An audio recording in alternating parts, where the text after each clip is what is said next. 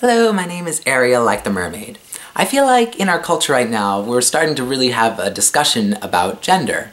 And I think that this is a very good thing. And I think it's a very good thing that a lot more people are willing to call themselves feminists, and they're realizing that feminism isn't a bad thing, it's a very good thing.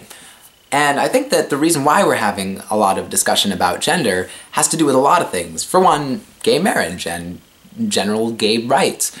The fact that we're starting to say, hey, as a culture, we're recognizing that it shouldn't matter if you're a man and you want to marry a man, or if you're a woman you want to marry a woman, or anything like that. I think that really says that as a culture we're starting to question those gender norms.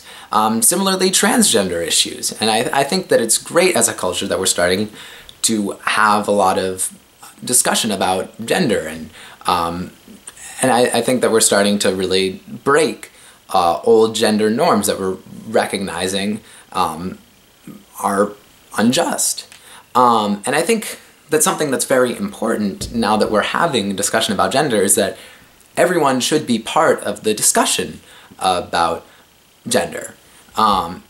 Everyone, regardless of whether you're transgender or whether you're cisgender, regardless of whether you're queer or whether you're straight or whatever, regardless, everyone has a place in this discussion, because gender roles affect everyone regardless. It affects you as a man regardless of whether you're a cisgender or a transgender man. It affects you as a woman whether you're a cisgender woman or a transgender woman. It affects you if you're non-binary like myself. You don't identify with either of the binary genders. Everyone has been in some way oppressed by the gender roles in our culture, because the fact is they're very limiting. So I think what's very important, particularly as transgender people, it's important to recognize that everyone has a place in this discussion, and that that there has to be a discussion that is very inclusive about gender in our culture right now, because the fact is, transgender people don't have a monopoly on gender oppression. The fact is, everyone in some way or in some shape or form has been oppressed because of their gender in our culture. Obviously, certain people, like way more so than others, but even cisgender men have been limited by gender and by restrictive gender norms.